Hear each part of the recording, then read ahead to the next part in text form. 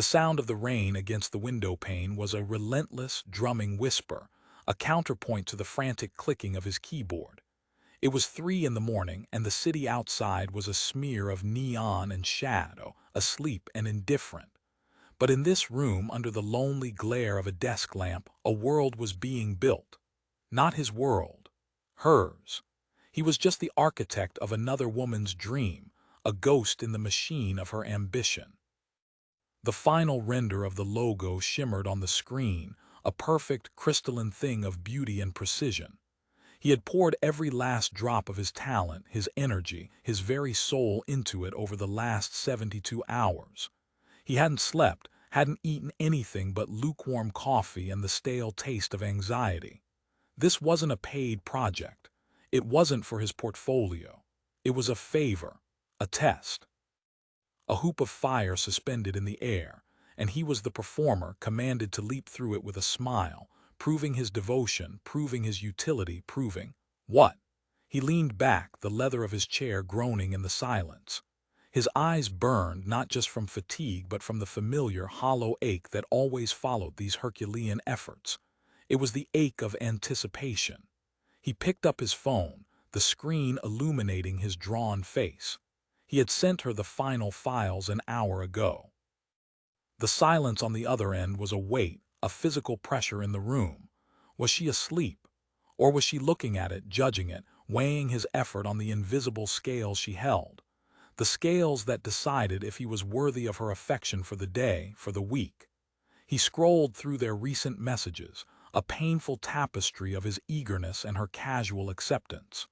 "You're the best," she had texted 3 days ago when he agreed to do it, canceling his own weekend plans. But the best was a temporary title, a crown he had to re-earn every single time. It was a lease, not a possession, and the rent was always due. This is what it feels like, doesn't it? To be standing on a stage, long after the audience has gone home, still holding your pose, waiting for an applause that may never come. You've given the performance of a lifetime, but the only person you wanted to see it was looking at their phone, or thinking about the next act, or maybe they were never really watching at all.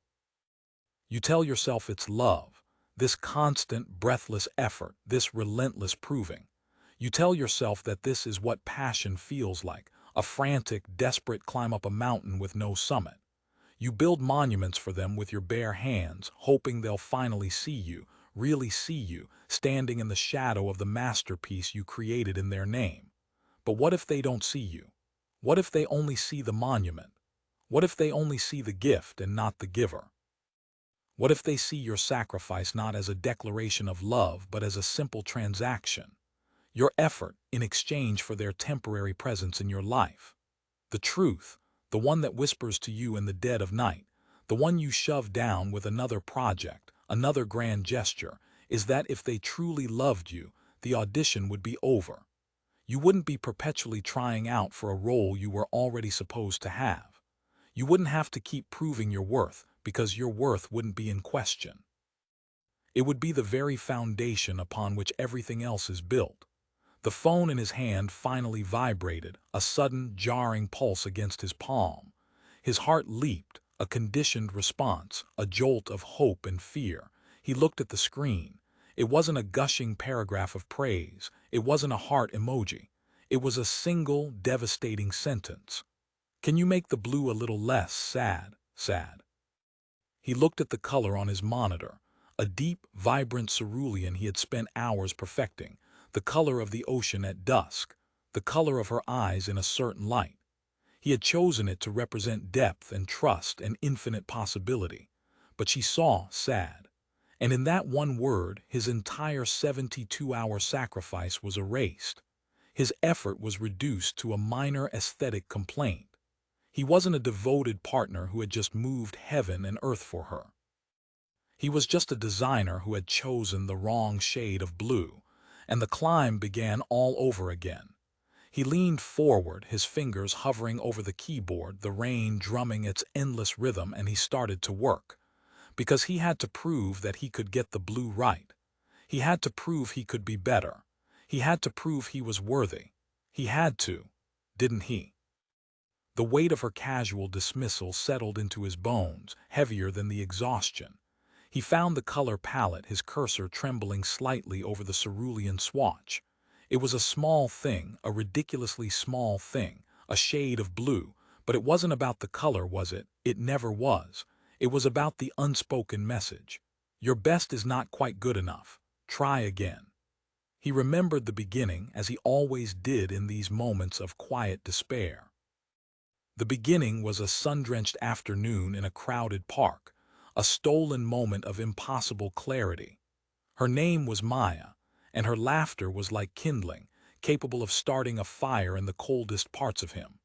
She wasn't just beautiful, she was a force, a whirlwind of ambition and charisma that drew people into her orbit.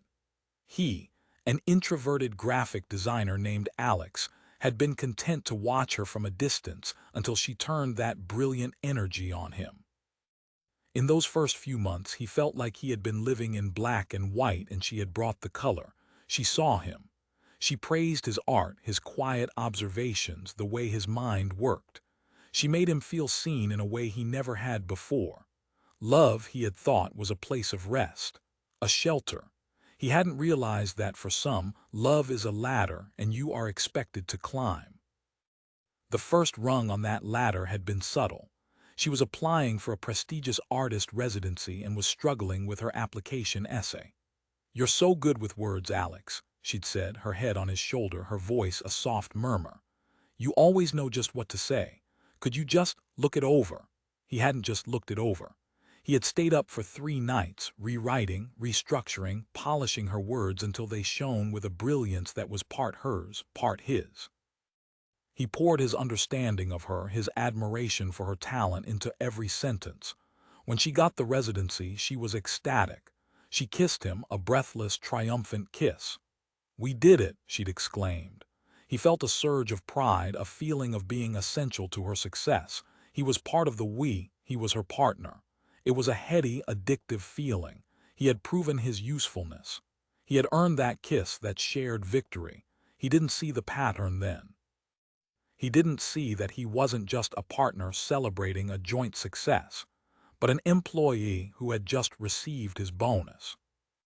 He adjusted the blue on the screen, darkening it slightly, then lightening it, trying to guess what shade of not sad she was looking for. This was the game now. It wasn't about creating something beautiful or effective. It was about divining her fleeting, unspoken preferences. It was a test of his intuition, his devotion. Can you read my mind? Can you anticipate my needs before I even know them myself? This guessing game had become the central theme of their relationship. It was there when he planned her birthday party, a meticulously curated event with all her favorite people, food and music. He'd spent weeks on it, coordinating schedules, designing invitations, even commissioning a custom cake that replicated one of her sculptures. She had been pleased, smiling for the pictures and accepting the accolades of her friends. But later that night, as they were cleaning up, she'd sighed and said, "It was nice. I kind of wish it had been more intimate. Just the two of us." The monument he had built for her crumbled in an instant. He had guessed wrong. He had studied for the wrong test. The perfect party was a failure because it wasn't the secret, unexpressed desire in her heart. He had proven he was thoughtful, organized, and deeply committed. But he had failed to prove he was a mind reader. So he tried harder. He listened more intently, not just to her words but to the spaces between them. He watched for the flicker in her eyes, the subtle shift in her tone, trying to decode the complex algorithm of her happiness. His own needs, his own desires began to fade into the background. They were distractions, noise that interfered with the primary signal he was trying to receive from her. His friends noticed. "We never see you anymore, man," his best friend Ben had said a few months ago, over a beer Alex had almost canceled on. "And when we do, you seem stressed, like you're constantly checking your phone." He had been. He was waiting for a text from Maya about a gallery opening she was attending. He was supposed to meet her there, but she had been vague about the time. He had to be ready to leave at a moment's notice. He had to be flexible. He had to be available. I'm just busy, Alex had said, a hollow excuse even to his own ears. Maya's career is really taking off. I'm just trying to be supportive. Ben had looked at him then, a long, searching look. There's a difference between being supportive and being staff, Alex. The words had stung, a sharp, unwelcome dart of truth. He had been defensive, angry. Ben didn't understand her. He didn't understand the kind of ambition she had. He didn't understand what it took to be with someone so extraordinary.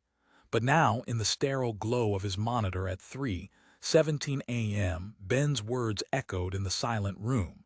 Supportive or staff, a partner or a resource. He sent her the new version of the logo with the slightly different blue. A new wave of anticipation washed over him. The waiting. It was always the waiting. He thought about the trip they were supposed to take for their anniversary. He had spent weeks researching, finding the perfect remote cabin by a lake, a place to disconnect and just be together. He'd been so excited to show her. He'd booked it, paid the deposit, and presented it to her with a flourish. She had looked at the pictures, a small, polite smile on her face. "It's beautiful, honey," she'd said. "But my gallery just called. They want to move up the timeline for my next show. I don't think I can take a whole week off right now. It's just terrible timing." And just like that, his carefully constructed plan, his gesture of love, was dismantled. But then she'd added the part that always hooked him back in. "If I can pull this show off, though, it's going to be huge for us, Alex, for our future." There it was again, us, our future. The promise that his sacrifice was an investment in a shared destiny. He wasn't just giving up his vacation, he was contributing to a greater goal. He was proving his commitment to their future. So he had canceled the cabin, losing the deposit. And he had spent the week of their anniversary helping her stretch canvases and prime them until his hands were raw and his back ached. He had become an expert studio assistant. He had proven once again that her career came first. He was proving he was the kind of man who could support a powerful woman. He told himself this was modern love. This was partnership. But a partnership is a two-way street. When was the last time she had sacrificed something for him? When was the last time she had stayed up all night to help him with a project? The question was so foreign, it felt almost absurd. His work was just his work. It was stable, it paid the bills, but it lacked the glamour and urgency of her burgeoning art career. His dreams were quieter, less demanding. They could wait. They always did. The phone buzzed again. His breath caught in his throat. He snatched it from the desk. "This is better, thanks." That was it. No exclamation point. No term of endearment. Just a functional, transactional acknowledgement. The effort of his last 3 days, the lost sleep, the canceled plans, the emotional energy. All of it was worth a two-word text. "This is better." He felt a sudden, chilling wave of clarity. He was a vendor who had just delivered a satisfactory product. The transaction was complete. He looked at the logo, this thing he had created, this testament to his talent and his, what? His love, or his desperation to be loved. He saw the perfect lines, the balanced composition, the carefully chosen font, and he saw the blue, the new blue, the not sad blue. And he realized that in trying to create something that would please her, he had erased himself. The original color, the one he had loved, the one that had meaning to him, was gone, replaced by a version that was acceptable, tolerable, better. And he felt a profound, soul-deep sadness. The blue wasn't sad, he was. Have you ever found yourself in this silent, one-person negotiation, where you are constantly making concessions, not just on your time or your energy, but on the very essence of who you are? You change the color of your own soul, hoping it will be more pleasing to someone else's eye. You quiet your own music so you can hear their song more clearly. You put your own dreams on a shelf, telling yourself it's temporary, that you're just making space for theirs to grow. You become a master of adaptation, a chameleon blending into the background of their life, hoping that your perfect camouflage will be mistaken for perfect love. But true love is not about erasure. It's not about becoming a supporting character in someone else's story. It is about two complete stories, two complete worlds, finding a way to coexist, to enrich and enhance each other, without either one having to shrink. Love is not a performance review. It is not a series of tests you must pass to prove you are worthy of being in the room. You are worthy of being in the room simply because you are you. Your presence, your thoughts, your dreams, your needs, they are not secondary considerations. They are half of the equation. And if you constantly feel like you are the only one solving for X, the only one adjusting the variables, then you are not in a partnership. You are in a project, and you are the one doing all the work. Alex stared at the two words on his phone screen. This is better, a period at the end, final, a closed door. He should feel relief. He had passed the test. He had delivered. But all he felt was an unnerving emptiness, a silence that was louder than the rain outside. He had won another round of a game he was starting to realize he didn't want to be playing. This feeling of hollowness was becoming his most constant companion. It was there when he sat at dinner with Maya and her friends, all of them artists, critics, and gallery owners, talking about things he only partially understood.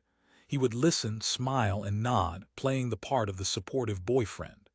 He was a fixed point in her ever-expanding universe, the reliable, stable ground she could launch from. He had once mistaken this role for strength. Now it felt like inertia.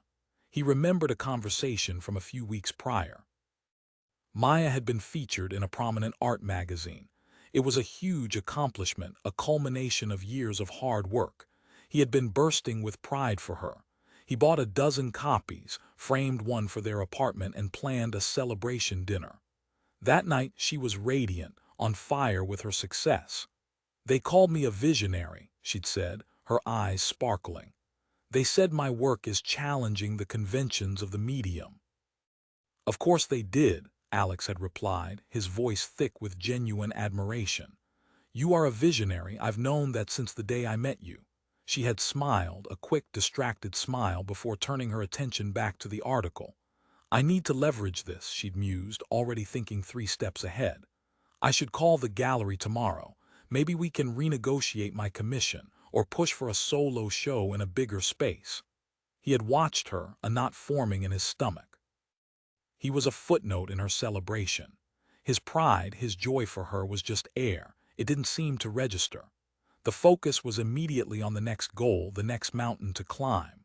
Her ambition was a fire that warmed him at first, but now he felt it was consuming all the oxygen in the room. There was no space for his own life, his own small victories. He had landed a big new client at work that week, the biggest in his firm's history. He had led the pitch, worked on it for months. When he had tried to tell her about it, she had been scrolling through comments on the magazine's social media page. "That's great, honey," she'd said, her thumb swiping, her focus a million miles away. His great wasn't her great. His world was a quaint, quiet village, while she was building an empire, and the two were growing further and further apart. This is a subtle, creeping form of loneliness, isn't it? To be in a relationship, but to feel utterly alone in your own life. Your successes are met with polite indifference, while theirs demand your full, undivided attention and participation. Your struggles are minor inconveniences, while theirs are 5-alarm fires that require all hands on deck. You become the permanent support staff for their life's grand production, while your own show gets canceled due to lack of interest. You tell yourself it's because their work is more important, more glamorous, more urgent. But is it? Is any person's inner world, their sense of accomplishment and purpose, inherently more valuable than another's? Or have you just agreed to a contract that says it is? Have you accepted a role that requires you to be the audience, the stagehand, and the financier, but never the star? A healthy partnership is a shared spotlight. Sometimes it shines on one person, sometimes on the other. But you both know how to operate the light. You both know when to applaud. And you both understand that a standing ovation is not something you should have to beg for from the person who is supposed to be your biggest fan. The memory of that night, of his own achievement being glossed over, still stung. It was a paper cut, small but deep. Now staring at the logo, he realized his life was full of these paper cuts. They were starting to bleed. He thought about his own art, the personal projects he used to pour his heart into. He had a series of illustrations he'd been passionate about, a whimsical, intricate world he had been building since college. It was his sanctuary, the place where he could be unapologetically himself. Maya had even loved it at first. She'd called it his superpower, the quiet, detailed way he saw the world. But as her career took off, his art became an inconvenience. "You're spending another weekend on your drawings," she'd ask, a slight edge to her voice. "I really need your help building these frames for the gallery." Or, "Are you sure you have time for that? You know, that freelance project could help us save for a better apartment." So he had packed his drawings away. He had told himself it was a temporary sacrifice. He was investing in their future. He was proving he was a team player. He was proving he was mature, responsible, a man who could put his hobbies aside for the more important work of building a life. But it wasn't a hobby. It was a part of his soul, and he had willingly amputated it to make more room for her. He had convinced himself that her success would be his success, that her happiness would be his happiness. But seeing her name in print, seeing her success manifest, hadn't filled the void that his own abandoned passion had left. It had only made it feel bigger, more cavernous. He was the ghostwriter of his own life, and he had given the starring role to someone else. He closed his laptop. The logo, with its better blue, disappeared into the darkness. He walked to the window, the rain now a soft, steady drizzle. The city was beginning to stir, the first hints of dawn painting the sky in shades of gray and lavender. He saw his reflection in the glass, a tired, shadowy figure. He didn't recognize the man looking back at him. Where was the spark? Where was the quiet confidence he used to have? It had been eroded, one grand gesture, one small sacrifice at a time. He had been so focused on proving his worth to her, he had forgotten to prove it to himself. He had abandoned his own posts, left his own kingdom unguarded to go fight her battles in a foreign land. And what had he gotten in return? A transactional text message at 3 in the morning. The right to stay in her orbit for a little while longer, as long as he continued to be useful. The realization hit him not like a lightning bolt, but like a slow, cold tide rising within him. This wasn't love. Love doesn't demand proof. It is the proof. Love doesn't require you to constantly audition. It gives you the part and then helps you build the stage. Love is not a negotiation where one person holds all the power. It is a partnership of equals, a sacred space where both people can be their fullest, most authentic selves, without fear of being told their color is too sad. He thought of all the things he had done to prove his worth. The essay he rewrote, the parties he planned, the vacations he canceled, the money he spent, the friends he neglected, the dreams he shelved. He had built a pyramid of sacrifices, hoping she would stand at the top and finally declare him worthy. But she was already looking for a taller pyramid, and he was just the architect, left behind in the dust, with the blueprints for a life that was never really his. What are the pyramids you have built? What monuments of sacrifice have you erected in the name of love? Think about it, really think about it. The late nights, the canceled plans, the swallowed words, the deferred dreams. Each one a stone, carefully placed in the hope that the final structure would be magnificent enough to earn you the love you crave. But look at your hands. Are they not raw? Is your back not breaking? And who is standing at the top of this monument? Are they looking down at you with gratitude and admiration? Or are they looking out at the horizon, planning their next conquest, oblivious to the foundation of your self-denial that they are standing on? True love doesn't ask you to build it a pyramid. True love offers to help you lay the foundation for your own. It sees the beauty in your own blueprints and says, "How can I help you build that? Your dream is as important as mine." It is a quiet, steady work of two people, side by side, building a life together, not a frantic, one-sided effort to construct a temporary pedestal. Alex walked back to his desk, but he didn't open the laptop. He pulled out a dusty portfolio from under a stack of books. He untied the black ribbon and opened it. The first page was a drawing of a fantastical cityscape, with towering spires and intricate bridges, a world born entirely from his own mind. He ran his fingers over the lines, a forgotten language his hands still remembered. A flicker of the old spark, the old joy, returned to him. This was his. This world, this vision, this quiet passion. He had not needed anyone's approval to create it. It existed simply because he had willed it to. Its worth was not determined by a text message or a fleeting compliment. Its worth was inherent, just like his own. In the quiet of the coming dawn, with the city slowly waking up, Alex began to understand. He had been trying to prove his worth to the wrong person all along. The only person he needed to prove it to was himself. The journey back to that self would be long. It would be painful. It would mean dismantling the pyramid of sacrifice he had so carefully constructed. It would mean facing the terrifying possibility of being alone. But for the first time in a very long time, as he looked at his own forgotten art, he felt a sliver of hope. The hope that he could find a blue that wasn't sad, a blue that was his. And that would be more than better. It would be enough. The decision didn't come with a thunderclap or a dramatic confrontation. It arrived quietly, like the dawn that was now filtering through his window, a slow, inexorable turning from darkness to light. It was a realization that settled deep in his marrow. The performance was over. He was done. He didn't text Maya back. He didn't wait for a follow-up message. He simply closed the portfolio, made himself a real cup of coffee, and watched the sun rise. For the first time in years, he wasn't thinking about her schedule, her mood, or her needs. He was just present, in his own life. The silence from his phone felt different this time. It wasn't a void of anxiety, it was a space of peace. He was reclaiming his own silence, his own time. Maya didn't notice his shift at first. She was too consumed by the upcoming show.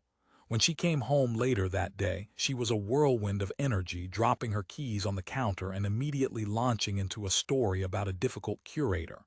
Alex listened, but he didn't jump in to offer solutions.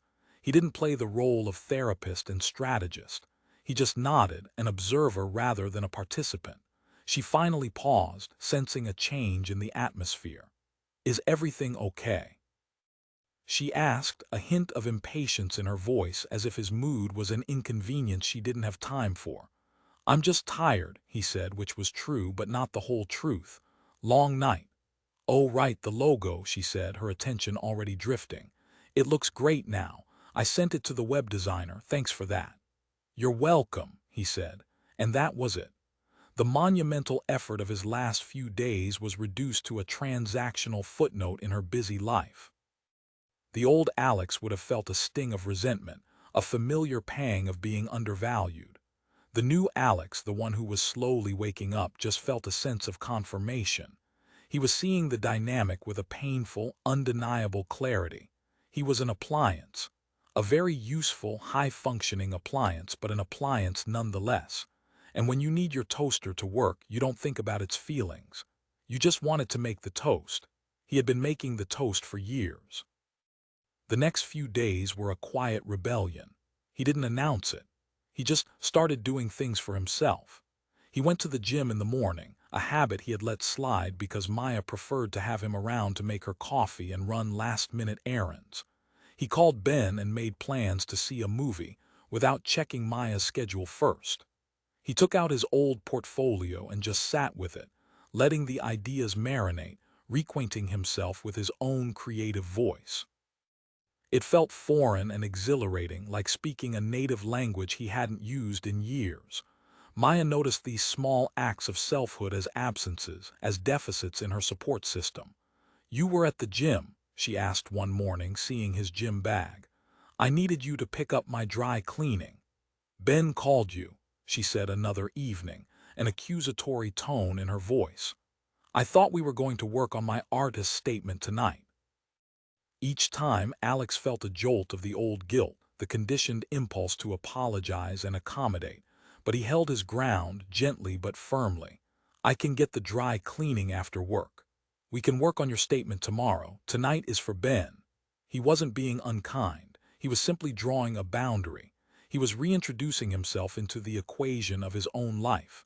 And she didn't like it. Her reactions were a masterclass in subtle manipulation. They were the size of disappointment. The long, wounded silences, the backhanded compliments. "It's great that you're taking time for yourself. I just hope you're not losing focus on what's important, our future." Have you ever experienced this? The moment you start to reclaim a piece of yourself, the person who has benefited from your self-abandonment treats it like a betrayal. Your self-care is interpreted as selfishness. Your boundaries are seen as barriers. Your personal needs become an attack on their needs. This is a critical moment. It is the test that reveals everything. Because a person who truly loves you, a person who wants what is best for you, will celebrate your return to yourself. They might be a little thrown off by the new dynamic, but their ultimate reaction will be one of support. They will say, "I'm so glad you're going to the gym. You deserve to take care of yourself." They will say, "Have a great time with Ben. Tell him I say hi." They won't make your self-worth contingent on your self-sacrifice. But a person who loves what you do for them more than they love you for who you are will see your self-reclamation as a threat. You are, in essence, going on strike. You are refusing to do the unpaid emotional, physical, and mental labor they have come to expect. And like any employer facing a strike, their first instinct is not to understand, but to control, to bring the rebellious worker back in line. Pay close attention to how people react when you start to set boundaries. Their reaction will tell you everything you need to know about whether they love you, or if they just love the way you lose yourself for them. The breaking point came a week later. Alex was in his study, sketching for the first time in what felt like a lifetime. The graphite felt good in his hand. The world on the page was his own. Maya walked in, holding her phone. She didn't acknowledge what he was doing. She didn't see the quiet revolution happening on that piece of paper. "I need you to look at this," she said, her voice tight with urgency. "This is the layout for the gallery show. They put the blue sculpture next to the red painting. It's a disaster. It completely kills the emotional resonance of both pieces. You see it, right? You have a good eye for this stuff." Alex looked up from his drawing. He looked at the picture on her phone, and he felt nothing, not a surge of adrenaline to fix her problem, not a sense of shared crisis, just a profound and weary detachment. "It looks fine to me, Maya," he said quietly. Her face hardened. "Fine? It's not fine, Alex. It's amateur. It ruins the entire flow of the show. I need you to write an email to the curator. You know how to phrase these things. You can be diplomatic but firm. You can explain the color theory behind why it doesn't work." She was not asking for his opinion. She was assigning him a task. She was deploying him. And in that moment, he saw the future stretching out before him, a long, endless road of emails to curators, frames to be built, statements to be written, and logos to be designed. A future of being her highly skilled, unpaid assistant. A future of proving his worth over and over with each new crisis, each new demand. He put his pencil down. "No," he said. It was a single word, but it felt like the heaviest thing he had ever lifted. Maya stared at him, her eyes wide with disbelief, as if the toaster had just refused to make toast. "What do you mean, no?" "I mean, no. I'm not going to write the email for you," he said, his voice calm, even though his heart was hammering against his ribs. "This is your show, Maya, your vision. You should be the one to communicate it. But you're better at it," she insisted, her voice rising. "That's the whole point of being a team. We use our strengths to help each other." "Is it a team?" Alex asked, and the question hung in the air between them, sharp and dangerous. "Because a team supports each other. When was the last time you supported me? When was the last time you asked about my work, my dreams? When was the last time you built a frame for me?" The accusation, born of years of suppressed resentment, finally surfaced. Maya was taken aback, her expression shifting from disbelief to indignation. "That's not fair. My career is in a critical phase right now." It requires a huge amount of energy. I thought you understood that. I thought you believed in me. I do believe in you, Alex said, and it was true. I believe in you so much that I disappeared. I erased myself so there would be more room for you. I have spent years proving that I am worthy of being with you. I have rewritten your essays, planned your parties, funded your projects, calmed your anxieties, and redesigned my entire life around your needs. And I am done. I am done auditioning for a role I should have had from the beginning. I am done proving my worth. The silence that followed was absolute. He had finally said the unsayable. He had held a mirror up to their dynamic, and the reflection was ugly and distorted. Maya looked at him, and for the first time, he didn't see the charismatic, brilliant artist he had fallen in love with. He saw a stranger who was looking at him not with love or sadness, but with cold, hard calculation. She was realizing her greatest asset was about to be liquidated. "So that's it," she said, her voice dripping with scorn. "You're just going to abandon me right when things are getting good, after everything I've done for us." He almost laughed at the absurdity of that statement. "Everything you've done for us, or everything I've done for you." He stood up, the drawing in his hand. "I'm not abandoning you, Maya. I'm finding myself. I packed him away a long time ago because I thought he wasn't good enough for you, but the truth is, you were never good enough for him." He walked out of the room, leaving her standing there in the wreckage of the life he had built for her. He went to his room, packed a bag, and for the first time he didn't look back. He was no longer a supporting character. He was walking into his own story. And for the first time he felt he was worthy of being the main character. The first few weeks were a blur of disorientation and grief. The habit of her was a phantom limb. He'd reach for his phone to tell her something, or catch himself thinking about what she'd want for dinner. He was detoxing not from a person, but from a role he had played for so long it had fused with his identity. The role of the provider, the supporter, the fixer. Without her problems to solve, her needs to anticipate, there was a vast, terrifying silence. And in that silence he had to face himself. Who was Alex without Maya? For a long time his worth had been reflected back at him through her eyes, and even that reflection was conditional, dependent on his last performance. Now he had to learn to generate his own sense of value from the inside out. It was the hardest work he had ever done. Ben was his anchor. He didn't say, "I told you so." He just showed up. He brought pizza and bad movies. He sat with Alex in the silence. He reminded him of the man he was before Maya. "Remember that road trip we took?" Ben asked one night. "The one where you decided to photograph every weird roadside sign in 3 states.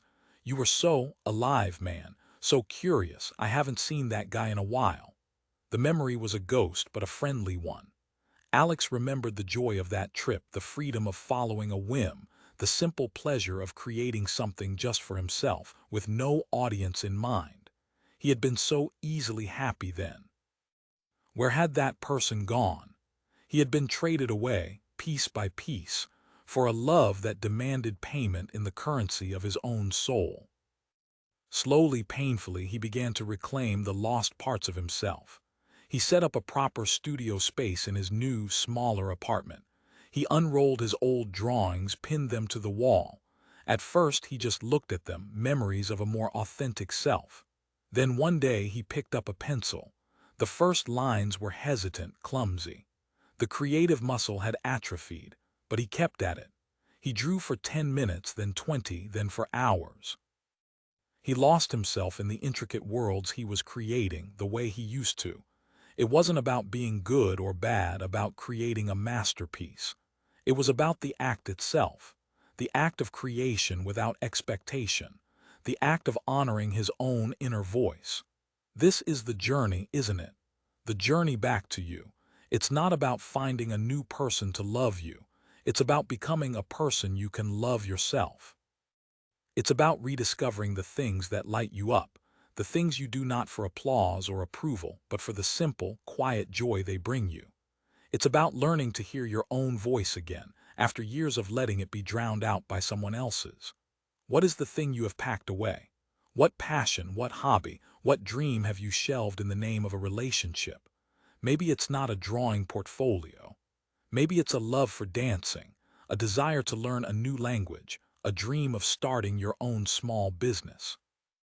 Maybe it's just the simple act of reading a book on a Sunday afternoon without feeling guilty that you're not being productive for someone else.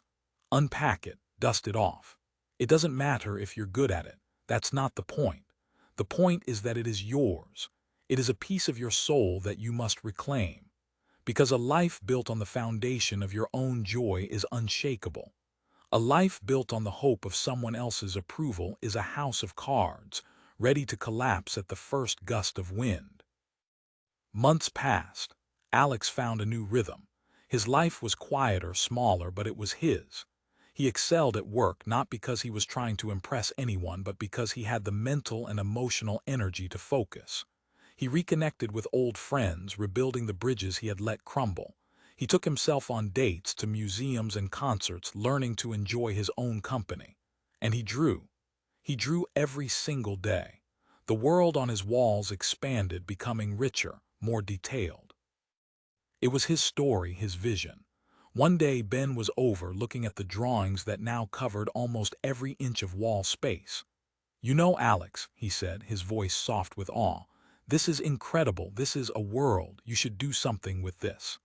Alex felt a familiar flicker of fear, the old voice that said, "It's not good enough. Who would care?" But there was a new voice, too, a quieter, stronger voice that said, "I care. This matters to me."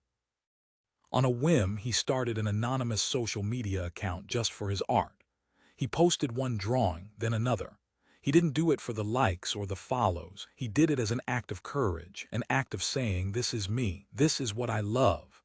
At first, the response was small, a few likes, a nice comment, but it started to grow.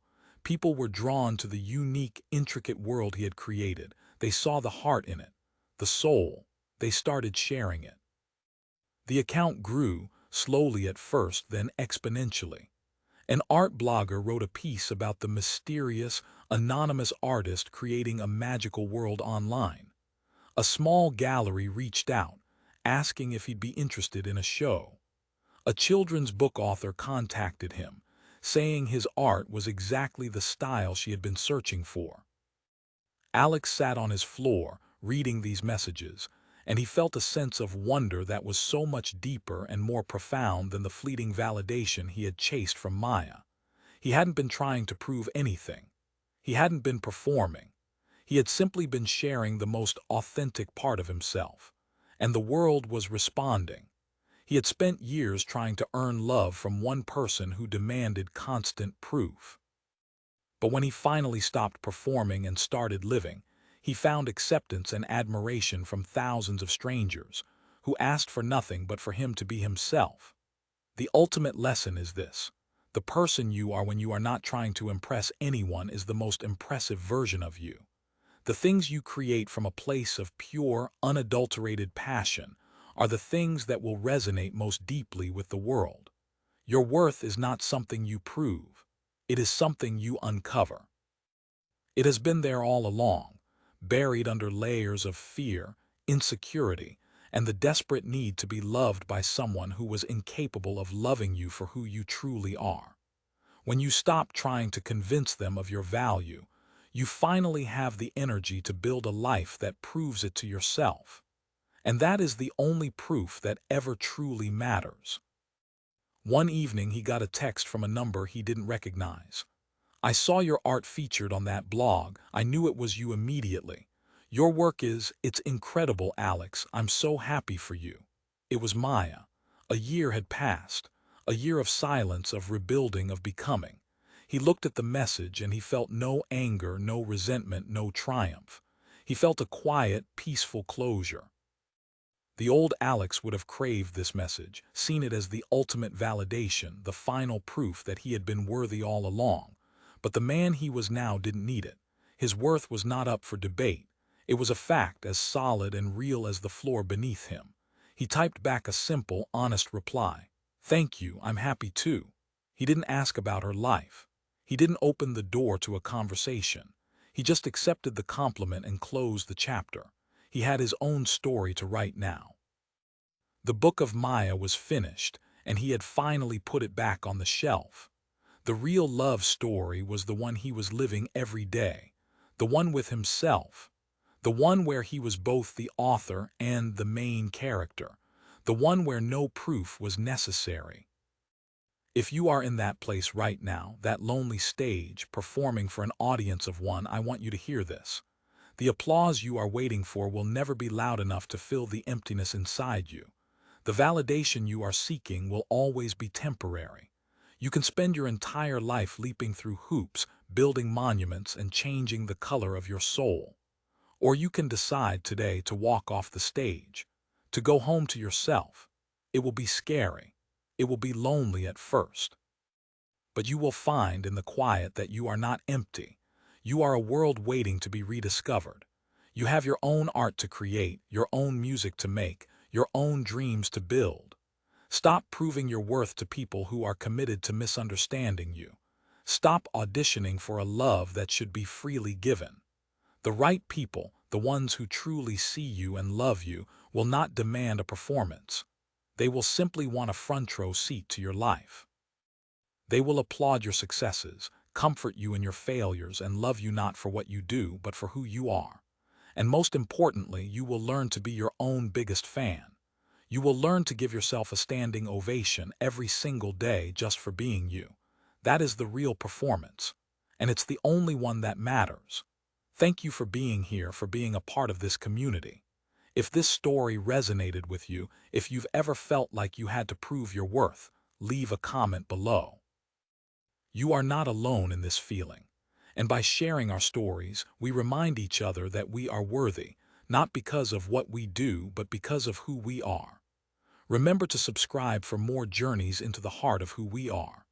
And never, ever forget that the love you deserve is the one that feels like coming home, not the one that feels like a constant, exhausting test.